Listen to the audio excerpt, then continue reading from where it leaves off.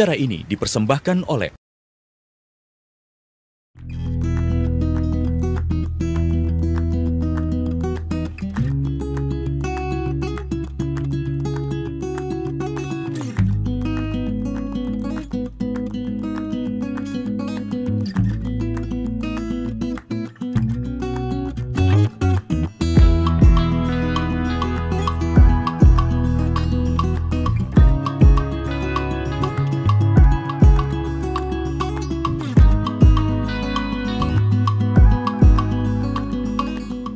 Selamat pagi pemirsa, berjumpa lagi bersama saya Kome Aprilia. Pemirsa, Surabaya sebagai salah satu pusat ekonomi dan budaya di Indonesia terus berkembang pesat.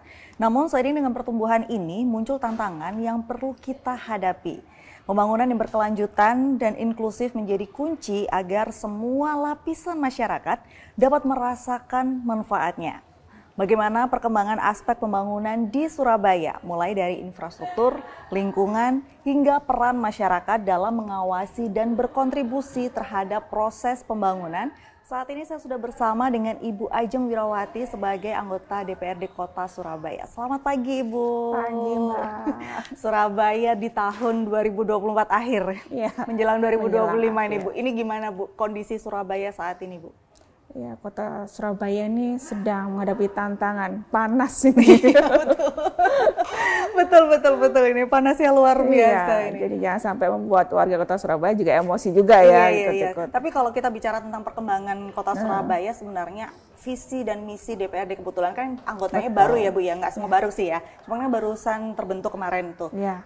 Apa Bu visi dan misi DPRD Kota Surabaya untuk memajukan Surabaya, perkembangan Surabaya ke depannya? Ya, visi misi khususnya untuk para anggota DPRD ya, kata kemarin sudah ada bimbingan teknis supaya juga memaksimalkan, mengoptimalkan fungsi-fungsi mengenai pengawasan, anggaran dan juga penguatan pada peraturan daerah. Salah satunya juga harus sesuai dengan kepala daerah, yaitu khususnya mengenai transformasi ekonomi kerakyatan, kemudian juga transportasi yang baik, kemudian juga infrastruktur dan pembangunan yang berkelanjutan, dan juga khususnya bagaimana pemenuhan kebutuhan dasar ya, pendidikan, kesehatan, dan juga sosial yang baik, dan juga SDM yang mumpuni, berkualitas. Baik, sejauh ini bagaimana rencana kolaborasi antara DPRD Kota Surabaya dengan pemerintah Kota Surabaya dalam pengembangan infrastruktur di Surabaya ini, Bu? Ya, infrastruktur ini kita banyak, kalau kemarin kita berbicara banyakkan mengenai masalah genangan, banjir. Nah, ini kita fokus pada peningkatan kualitas jalanan. Jadi supaya nanti ke depannya transportasi semakin juga beralih ke transportasi umum seperti itu. Baik. Jadi selaras dengan mungkin bagian transportasi masalahnya feedernya seperti itu. Kemarin untuk anggaran tahun 2004 kemarin sudah ada 61 miliar ya, khususnya mengenai flexible pavement. Contohnya di jalan-jalan yang di tengah masyarakat. Kemudian juga beberapa di titik-titik jalan di Kota Surabaya jangan sampai ada yang berlubang. Kemudian itu supaya nanti memastikan akses keluar masuk baik untuk para pekerja yang luar kota yang masuk juga tidak terjebak kemacetan yang cukup lama seperti itu. Dan juga ini juga berimbas juga pada mungkin penataan lampu PJU supaya nanti juga lebih memadai, kemudian juga akses beberapa transportasi baik untuk bis sekolah, kemudian juga untuk wisata dan juga feeder nanti kedepannya akan diperbanyak. Tentu saja ini akan diberikan dukungan juga lah untuk pemerintah Kota Surabaya. Nah, baik, kalau kita bicara tentang transportasi yang ada di Kota Surabaya, transportasi umum ya Bu ya, kayak seperti feeder yang sekarang ini sudah banyak sekali. Ya. Sejauh ini sudah mencapai goals-nya atau belum Bu? Dengan adanya feeder ini kan diharapkan masyarakat Kota Surabaya ini lebih memilih menaiki transportasi umum daripada kendaraan pribadi untuk mengurangi kemacetan. Nah, saat ini seperti apa? Iya, feeder ini kan masih sedikit ya, kurang lebih kemarin ada 30-an, nanti akan kedepannya akan ditambahkan seperti itu. Ini memang kita ingin menambahkan rute, jadi rutenya tidak itu aja kemarin, jadi diperluas sehingga semuanya mungkin anak sekolah, baik lansia, mungkin juga pusat pembelajaran juga bisa terlewati oleh feeder ini. Nah, kemarin juga sudah banyak yang menggunakan, tapi memang belum sepenuhnya. Mereka mungkin terganjal, tidak pernah dilewati Wirawiri, sebelah sini sudah. Nah, ini dan juga ternyata juga belum maksimal dinikmati oleh para anak sekolah, khususnya anak SMA ataupun mahasiswa. Nah, ini kan juga bisa memastikan akses mereka untuk kita sebagai kota pendidikan juga lebih layak lagi. Nah, ini kedepannya bisa lebih banyak feedernya dan juga untuk shelter ataupun itunya tempat menunggunya ya, shelternya itu lebih banyak lagi. Betul. Saat ini yang dirasakan masyarakat di Surabaya, beberapa masyarakat yang saya dengar adalah kenapa mereka tidak interest menaiki feeder atau bis Surabaya Semanggi dan lain sebagainya itu karena memang tempat menunggunya yang kurang memadai. Begitu Bu. Iya memang ada tempat menunggunya, tapi kalau hujan tetap kehujanan, panas tetap kepanasan. Itu bagaimana kalau seperti itu Bu? Iya, selain masalah tadi masalah cuaca dan panas, juga jadwalnya mungkin masih belum pasti ya, sehingga mereka juga masyarakat menunggunya atau enggak ininya masih lama, masih muter dulu dan sebagainya, itu juga menjadi kendala. Karena itu jumlah nanti feedernya nanti harus kita tambah dengan SDM yang mumpuni juga. Kita juga bisa menambahkan teknologi aplikasi supaya nanti masyarakat bisa mengakses kira-kira ini yang feeder ini yang mau hadir lewat ke sini jam berapa ya dan berapa menit lagi, sama seperti negara tetangga lah contohnya. Jadi menuju Surabaya lebih kota dunia lagi. Iya, baik. Berarti memang selama ini kendalanya adalah masih kurang banyaknya feeder sehingga keterlambatan, kemudian rute yang terbatas, sehingga belum banyak masyarakat Surabaya yang bisa menggunakan feeder ini gitu. Baik, kemudian untuk bagaimana DPRD sendiri mengawasi penggunaan anggaran pembangunan agar sesuai dengan peruntukannya ini Bu? Anggaran pembangunan ini bermacam-macam. Kita juga ada rumah sakit umum daerah yang baru ya, kita rumah sakit di Surabaya Timur, nantinya tahun depan ada juga rumah sakit untuk Surabaya Selatan, ada juga sekolah. Jadi selain dari infrastruktur untuk jalanan, kualitas jalan, ada juga untuk kebutuhan dasar. Nanti kedepannya juga semua untuk fasilitas kesehatan puskesmas juga lebih memadai lagi. Dan memang banyak PR kita, infrastruktur juga dananya dari 12,3 triliun ini kurang lebih dananya sudah hampir 30% sendiri, sudah 3 triliun lebih gitu ya. Jadi berbagai macam pembangunan ini diharapkan bisa dinikmatin oleh warga kota Surabaya. Tentu saja kita ada skala prioritas ya, mana saja dibutuhkan. Pembangunan untuk jalan kita sudah, khususnya untuk yang road yang di tengah-tengah, kemudian yang banyak aksesnya, kemudian juga di para pembangunan mungkin di kampung-kampung, mungkin gorong-gorong supaya tidak ada genangan ataupun banjir ya di rumah warga, itu juga masih tetap ada dan juga disisihkan di dana kelurahan atau dana dakel. Kemudian ada juga pembangunan yang kebutuhan dasar seperti pendidikan, sekolah ataupun rumah sakit, pun juga Vaskes juga tetap berjalan dan juga renovasi rehabilitasi juga tetap berjalan. Kemudian juga pembangunan wisata ya, khususnya bangunan gedung olahraga juga tetap direhabilitasi untuk kedepannya supaya bisa mampu lagi menghadirkan event-event internasional. Gitu. Baik, nah kalau itu tadi kan kita bicara tentang kesehatan, kemudian pariwisata gitu. Kalau dari pendidikan sendiri Bu, apa langkah konkret yang akan diambil oleh DPRD Kota Surabaya bersama pemerintah Kota Surabaya untuk memperbaiki pendidikan di Kota Surabaya ini? Pendidikan Kota Surabaya ini alhamdulillah sudah banyak pilihan. Dari negeri juga sudah banyak. Kurang lebih ada 300 negeri dan juga untuk SD, kemudian juga 600 untuk SD, 300 untuk SMP ya, baik itu negeri dan juga swasta. Kemudian juga kita ada program untuk penambahan untuk SDM-nya, yaitu beasiswa contohnya, beasiswa tangguh untuk para anak SMA kita. Kemudian juga ada juga beasiswa para anak-anak yang penghafal kitab suci di semua agama, 6 agama. Kemudian juga kita ada anggaran untuk kesejahteraan guru supaya nanti para tenaga pendidik ini juga merasa sejahtera, tidak hanya selalu melulu muridnya, kemudian juga tidak bisa memperhatikan keluarganya seperti itu.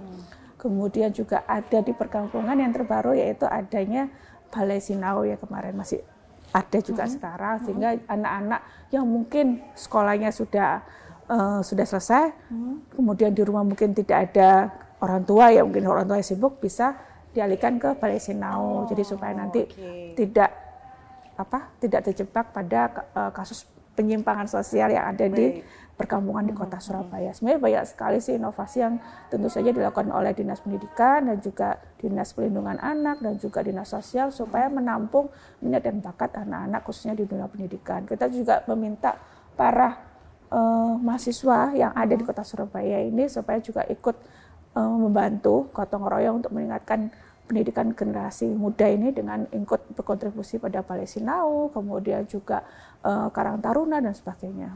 Nah, kalau kita bicara tentang Balai Sinau ini, sebenarnya Balai Sinau ini adanya sejak kapan sih, Bu? Kurang lebih sejak setahun yang lalu ya, udah lama. Tapi memang ini terkendala Balai RW itu kadang semuanya tidak ada RW yang mumpuni, ada yang sudah ada yang tidak ada. Tetapi anak-anaknya sudah mau, mereka hadir ke Balai RW untuk belajar, dan itu kita sudah menghadirkan para guru dan juga mahasiswa ya supaya mendampingi mereka, anak-anak bisa belajar. Jadi anak-anak tuh di kampung tidak hanya bermain ataupun mengurangi waktu digital anak lah. Sekarang kan betul. Ada tantangan digital. Ini kita juga mengurangi screening time ya mereka supaya beralih ke Balai Sinau itu tadi. Biar nggak main gadget terus begitu ya. Ini salah satu tantangan yang dihadapi oleh banyak orang tua di Surabaya, Ibu. Ya. Baik, nanti kita akan ngobrol-ngobrol lagi ya, Bu ya. Kita break dulu sebentar, dan pemirsa nanti saya akan kembali lagi bersama Ibu Ajeng Wirawati.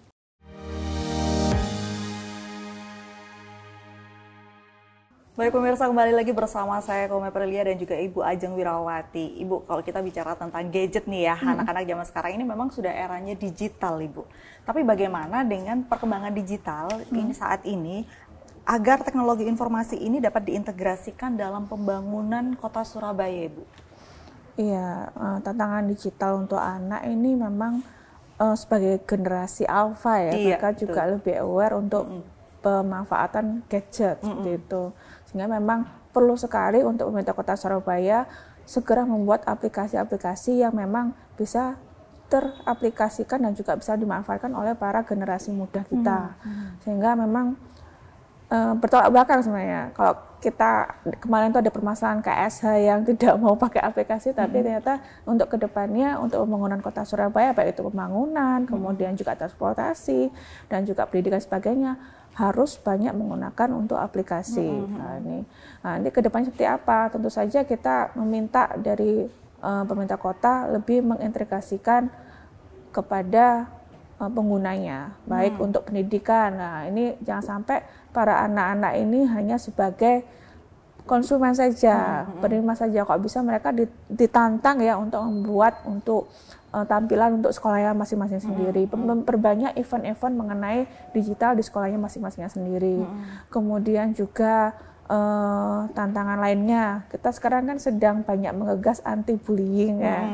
Nah, ini memang banyak beredar di dimanapun, tidak hanya di kota Surabaya. Ini saya harapkan juga kota Surabaya menjadikan murid-murid mereka itu menjadi talent supaya mereka juga mengaplikasikan anti bullying di sekolahnya. Tidak hanya kita menjadikan murid-murid sebagai kader satgas teman sebaya untuk anti bullying, tapi juga menjadi talent juga ya untuk dunia digital untuk generasi sesamanya seperti itu. Kemudian juga untuk transportasi, kita kemarin juga ada namanya bis sekolah, itu sebenarnya juga banyak dibutuhkan juga para orang tua, dinanti juga. Tapi karena terganjal masalah jadwal, anak-anak biasanya ekstra kayaknya nggak ikut, seperti itu.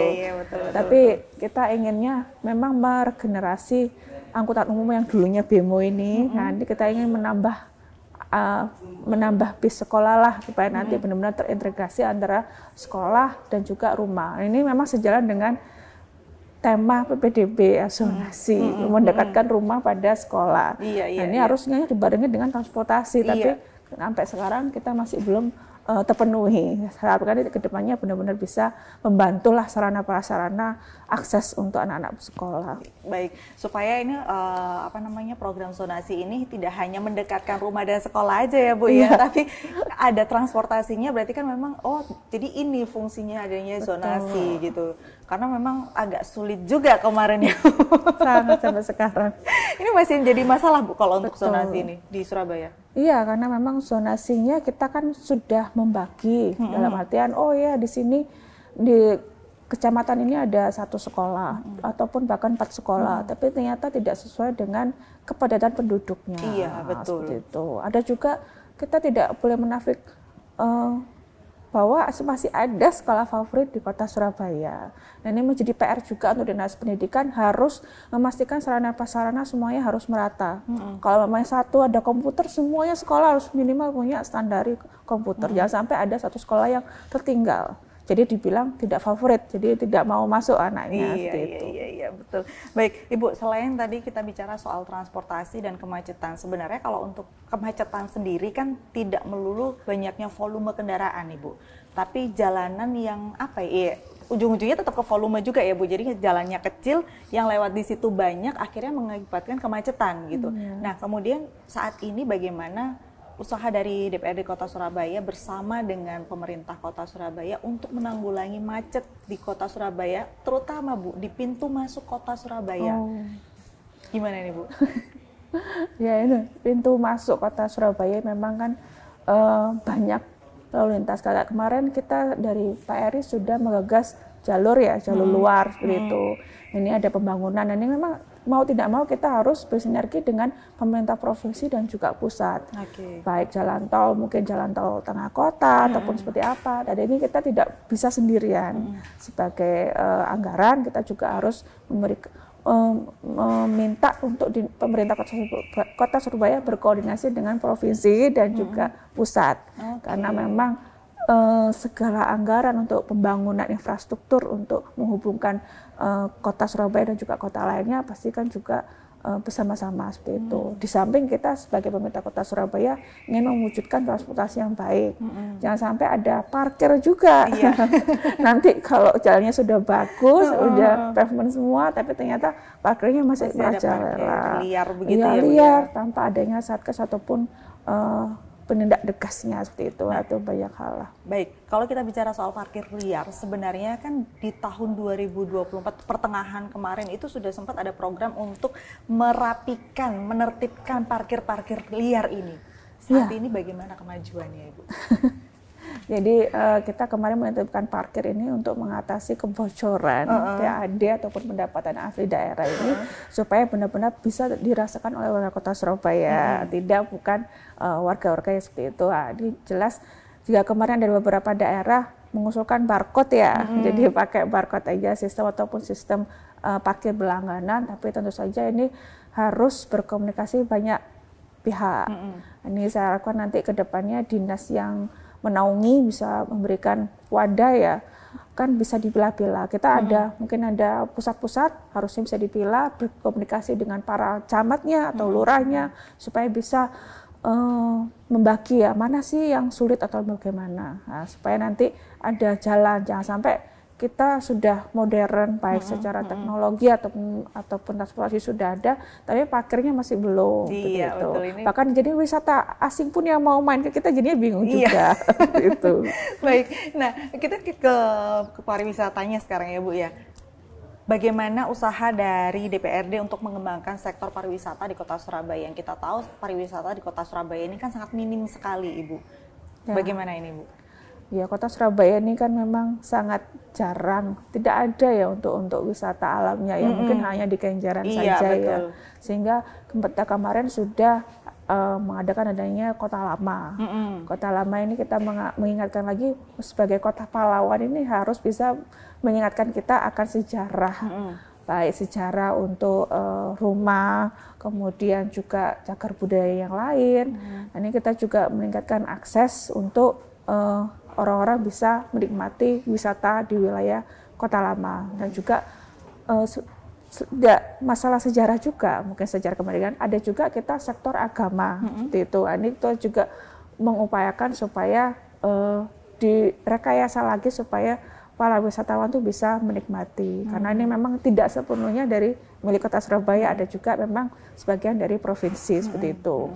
Kita berkomunikasi. Tapi kita sudah ada perda peraturan daerah mengenai cagar budaya dan ini kita memastikan cagar budaya ini yang ada di Kota Surabaya khususnya baik Kota Lama ataupun yang lain bisa bermanfaat untuk masyarakat Kota Surabaya, yaitu bisa menghasilkan ekonomi. Jadi kemarin kita sudah ada namanya di Ampel itu ada Sarimbi. Nah, kemudian yang lainnya, ini nanti Kota Lama ini saya harapkan nanti juga ada tempat-tempat menumbuhkan para pemberdayaan masyarakat di wilayah sekitarnya lah, supaya nanti di Kota Surabaya ini tidak hanya seperti wisatanya saja, tapi juga masyarakat juga juga sejahtera, tingkat kesejahteraan juga mengurangi kemiskinan dan sebagainya. Ya, jadi tidak hanya mendatangkan wisatawan dari luar kota Surabaya, tapi masyarakat di kota Surabaya sendiri juga mendapatkan dampak yang positif begitu ya Bu ya, dengan adanya pariwisata yang semakin kesini semakin diperbaiki lagi, seperti Sunan Ampel, Kota Lama, dan mungkin nantinya akan ada renovasi-renovasi yang lainnya begitu ya Bu ya. Betul. Baik, pemirsa, nanti saya akan ngobrol-ngobrol lagi dengan Bu Ajeng. Ini kalau kita bicara tentang Surabaya banyak sekali yang akan dibahas. Kita akan kembali lagi setelah yang satu ini.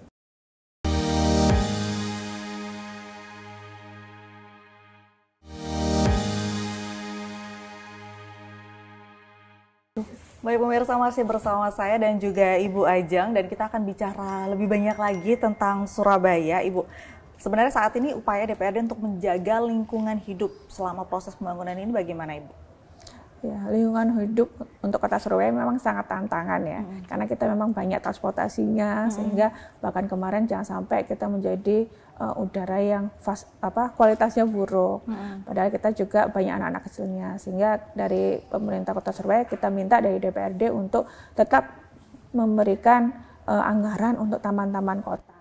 Minimal seperti itu. Kita sudah ada mungkin kader yang memang kader khusus lingkungan. Kita ada penanaman toga, kemudian penanaman pelatihan dan juga pengolahan sampah. Ini sebenarnya sudah ada. Tapi untuk taman-taman kota memang kita terkendala aset ya, asetnya masih kurang. Nah, ini nanti ke depannya tidak hanya kita melihat meningkatkan optimalisasi pendapatan dengan parkir atau sebagainya, tapi juga taman tidak boleh ditinggalkan seperti itu. Baik, nah kalau kita bicara soal taman ini kan tidak hanya tugas pemerintah saja. Pemerintah mungkin membangun, menyediakan fasilitas, tapi kita sebagai masyarakatnya juga harus berpartisipasi dalam menjaga dan juga melaksanakan pembangunan di Surabaya kan Ibu ya. Bagaimana DPRD bisa memastikan partisipasi masyarakat dalam proses perencanaan pembangunan yang ada di kota Surabaya ini Bu?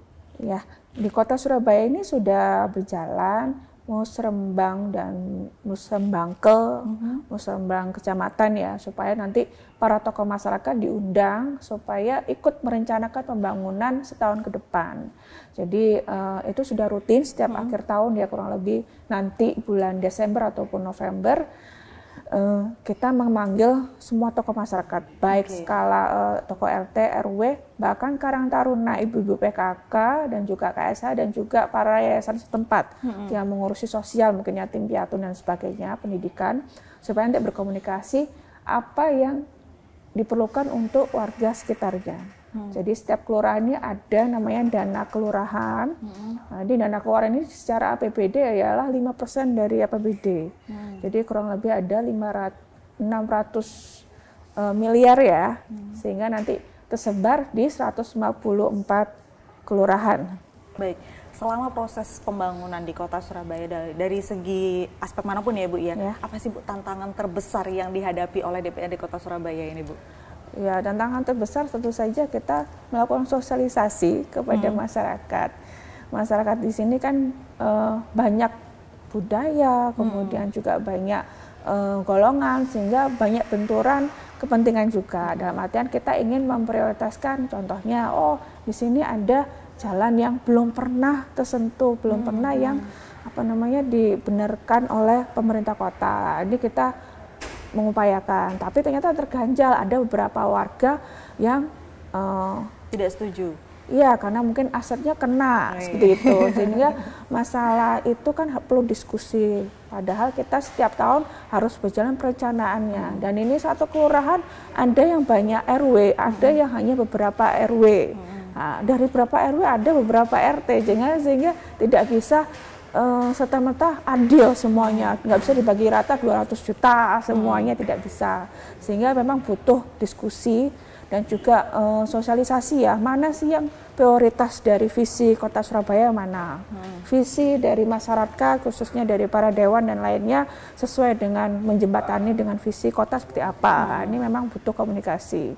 Nah, alhamdulillah beberapa tempat kemarin sudah ada ya, mungkin ada fokus untuk jalan, kemudian dia ada fokus untuk pembangunan balai RW-nya, karena memang di sana butuh tempat untuk mereka anak-anaknya balai sinau, kemudian juga para kalau ada vaskes kesehatan bisa nyaman, akhirnya mereka mengarahkan dananya ke pembangunan balai RW seperti itu. Memang kita butuh proses, tentu saja dengan aplikasi Musbangkel ini mereka tetap bisa terbaca. Jadi kalau memang tahun 2001 kemarin yang dibangun yang mana, tahun 2002 yang mana, jadi mereka semuanya bisa saling berdiskusi dan memberikan catatan ya, mana saja yang prioritas untuk tahun 2025. Berarti sudah ada transparansi begitu ya Bu ya? Iya, harus ada transparansi.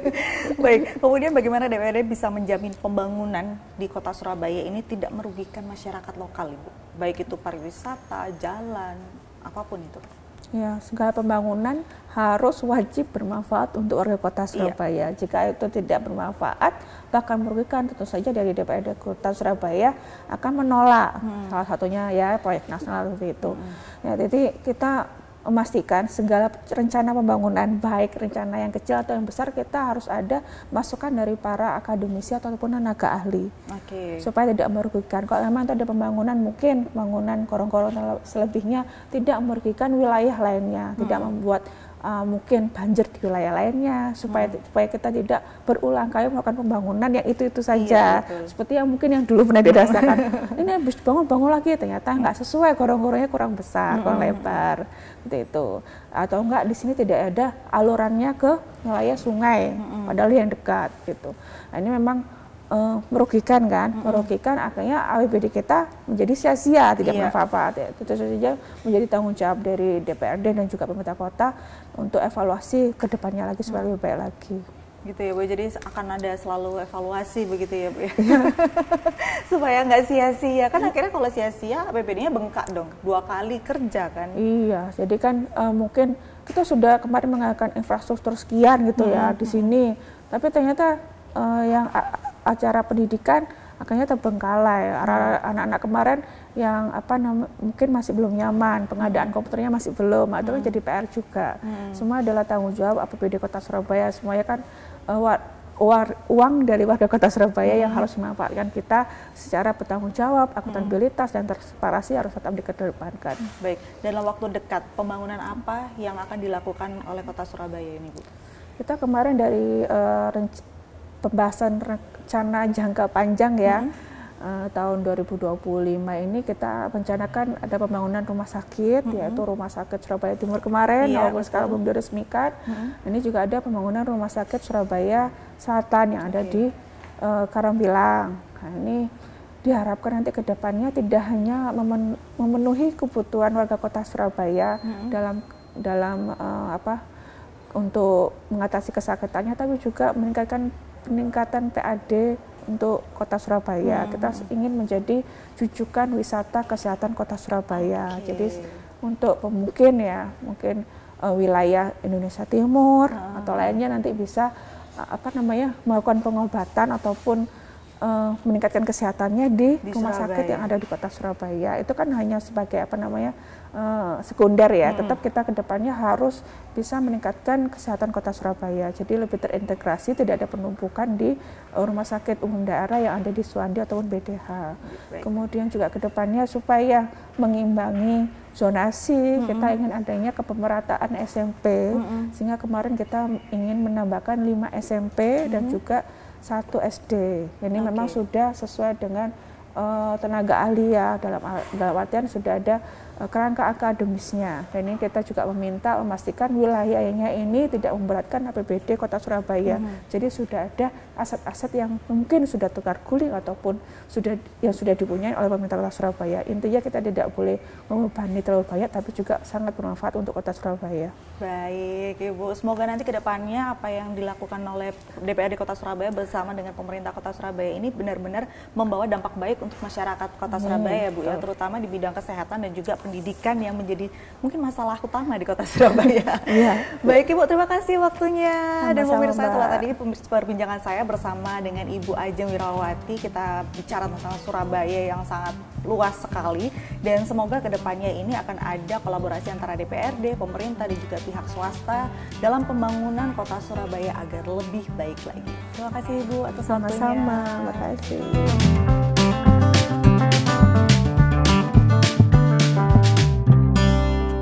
Acara ini dipersembahkan oleh